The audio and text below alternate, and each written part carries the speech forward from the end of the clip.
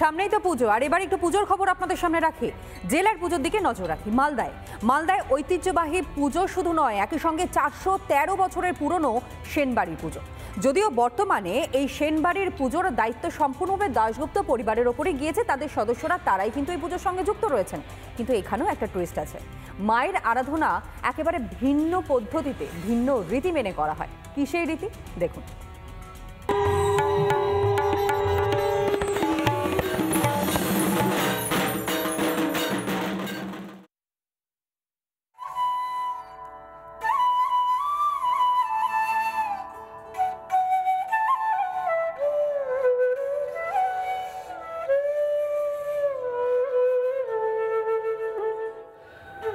মালদায় মহানন্দার পারে মহামায়ার আরাধনা।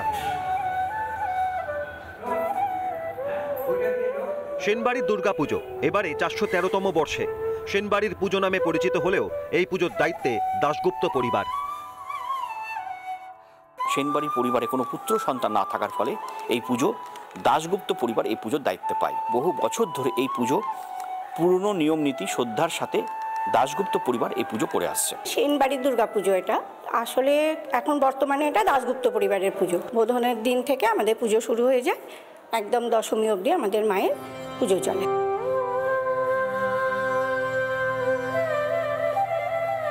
পুরনো বনেদি বাড়ির মতো মালদার দাশগুপ্ত পরিবারেও রয়েছে ঠাকুর দালান। প্রতি বছর শারদীয়ার আগে এখানেই প্রতিমা তৈরি হয়। আমি এই মুহূর্তে সেনবাড়ির দেবী মূর্তি অর্থাৎ দুর্গা মণ্ডপে রয়েছি। পাশেই রয়েছেন দেবী মা দুর্গার রীতিমতো মাটির কাজ, অর্থাৎ দেবী মূর্তির মাটির কাজ ইতিমধ্যেই সম্পূর্ণ হয়েছে।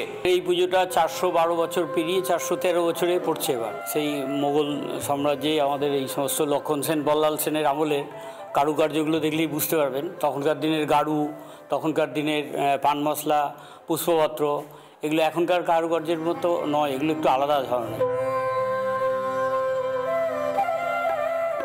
সেনবাড়ির এই পুজোর সঙ্গেও জড়িয়ে স্বপ্নাদেশের কাহিনী। মহানন্দার পারে এক মহিলা সেনবাড়ির পুরোহিতকে সেনবাড়ির ঠিকানা জানতে চান।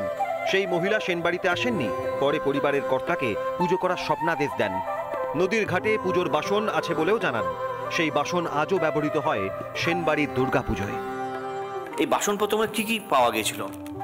এই যে দুটো থালা, গাড়ু, ওই এগুলো, এই যে পানের ডাবর, এইসবই পাওয়া গেছিল।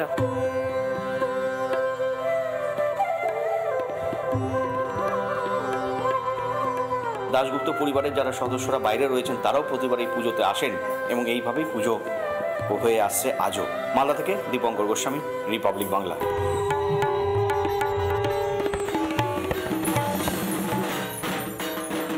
নানা ধরনের কন্টেন্ট দেখার জন্য লাইক করুন, শেয়ার করুন আমাদের ফেসবুক পেজ, সাবস্ক্রাইব করুন আমাদের ইউটিউব চ্যানেল। পাশাপাশি অন্যান্য ব্রেকিং নিউজের জন্য অবশ্যই চোখ রাখুন রিপাবলিক বাংলায়।